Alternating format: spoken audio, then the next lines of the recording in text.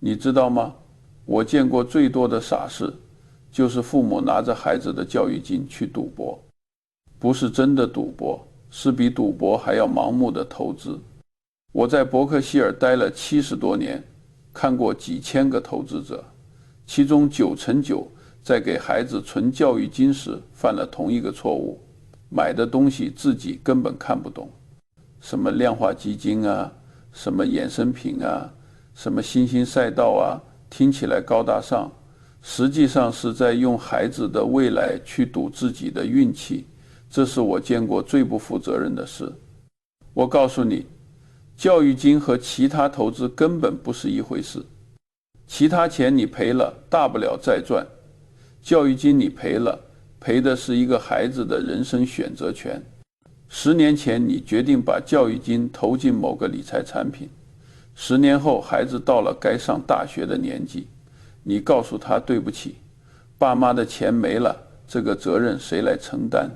没人能承担。所以教育金的首要原则不是收益率，是确定性。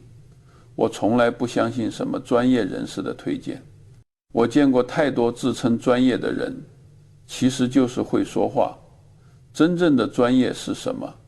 是能用一句话解释清楚，让一个没有金融背景的人也能听懂。如果一个投资工具需要你听3遍才能明白，那就说明它不适合你。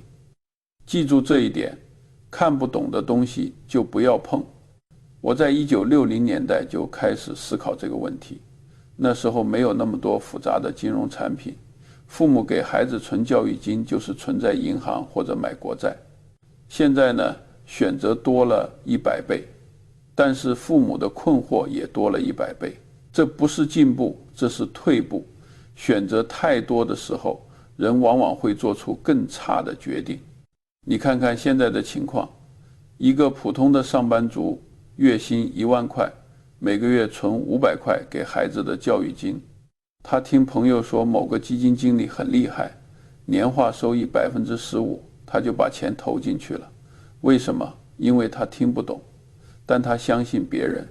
这是人性中最致命的弱点，用信任代替理解。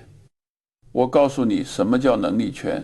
能力圈就是你能看懂、能判断、能预测的领域。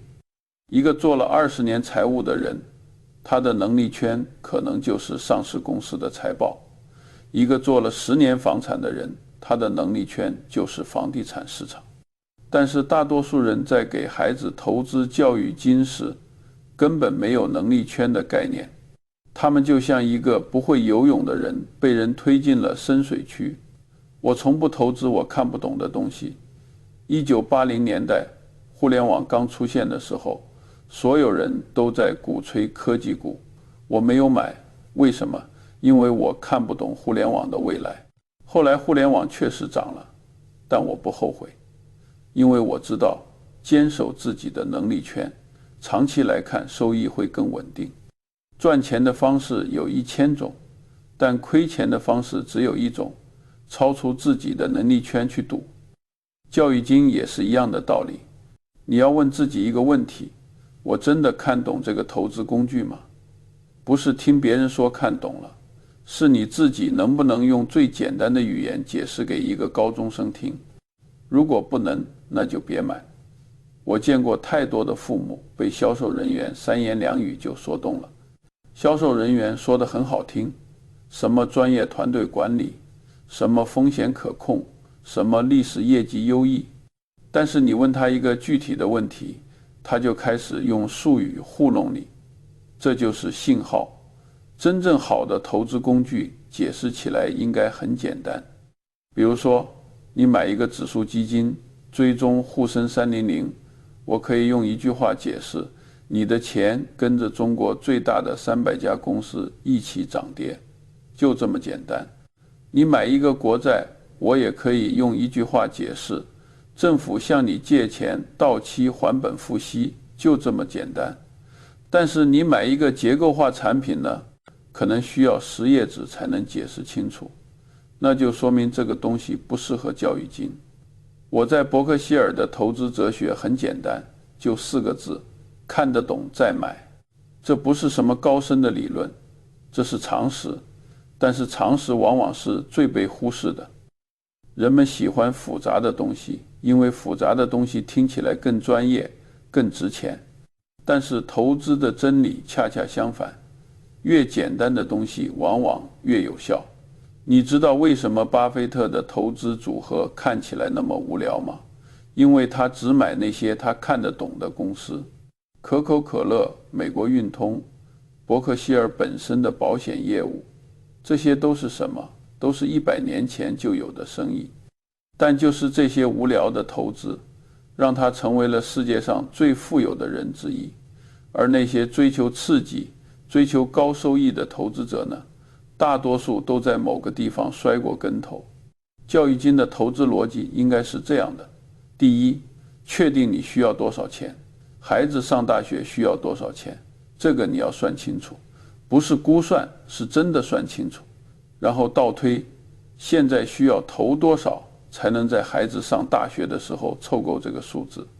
第二，选择你能看得懂的工具，不要听什么这是今年最火的产品，要听这是我能理解的产品。第三，定期检视，不是天天看，是1年看一次，确保这个工具还在你的能力圈内。我见过一个父亲，他给孩子的教育金投进了一个私募基金。为什么？因为他的同事都投了，他根本没看懂合同，也不知道基金经理是谁，更不知道这个基金投的是什么。结果呢，5年后基金清盘了，钱没了。他问我怎么办，我问他，你看过合同吗？他说没有。我说那你活该。这听起来很残酷，但这就是现实。人性中有一个很深的弱点，就是害怕被落下。别人都在投某个东西，你不投就觉得自己落伍了。但是投资不是比赛，不是看谁赚得多，投资是保护自己的资产，让它稳定增长。教育金更是这样，你的目标不是超越别人，是确保孩子有钱上大学。我在1970年代见过一个案例，一个企业家把孩子的教育金投进了自己的生意，他觉得自己对生意最了解，收益也最高，结果生意失败了，教育金也没了，他的孩子没有上成大学。我问他后悔吗？他说后悔。我说你不应该后悔，你应该反思，你为什么要把孩子的钱和自己的生意混在一起？这是两回事。这就是我想说的核心。教育金有教育金的规则，它不是你的投资账户，不是你用来追求高收益的工具，它是一个承诺，一个对孩子的承诺。你要用最保险的方式去实现这个承诺。我见过很多人，他们在教育金上很激进，在自己的养老金上很保守，这是颠倒的。你的养老金是你自己的事，你可以冒险，但是教育金是孩子的事，你不能冒险，这是责任，不是选择。所以我的建议很简单：第一，列出你能看得懂的投资工具清单，银行定期存款、国债、指数基金、债券基金，这些都是你能看得懂的。第二，从这个清单里选择，不要去看那些听起来很高级、很复杂的东西。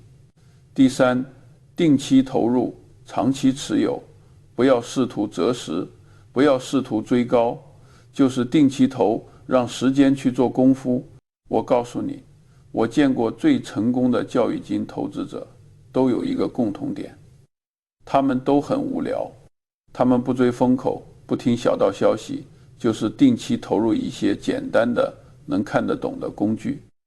结果呢，到了孩子上大学的时候，钱都在，没有惊喜，但也没有意外，这就是我想要的结果。现在的问题是，太多的人被金融营销洗脑了，他们觉得投资必须要复杂，必须要专业，必须要有高收益，但这都是销售人员的话术。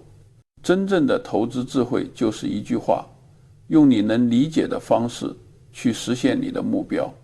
我在伯克希尔的50多年里，最大的收获就是学会了说不不投资我看不懂的东西，不参与我不熟悉的领域，不追求我能力圈之外的收益。这个不字让我避免了无数的陷阱。教育金投资也是一样，你要学会对那些听不懂的产品说不，你要学会对那些承诺高收益的销售人员说不，你要学会对你自己说不。当你想要超出自己的能力圈去赌的时候，最后我想说的是，教育金的投资不是为了炫耀，不是为了超越别人，也不是为了证明自己有多聪明，它就是为了一个目的，确保孩子有钱上大学。这个目的很简单，实现的方式也很简单，就是选择你能看得懂的工具，定期投入，长期持有。没有捷径，没有秘密，就是这么简单。那些承诺能给你15%年化收益的产品，那些听起来高大上的理财方案，那些号称专业管理的基金，都不是为了你的孩子，是为了销售人员的提成。记住这一点，你的孩子不需要你成为投资天才，他只需要你是一个负责任的父母。负责任就是用你能理解的方式，确保他有机会接受教育，这就够了。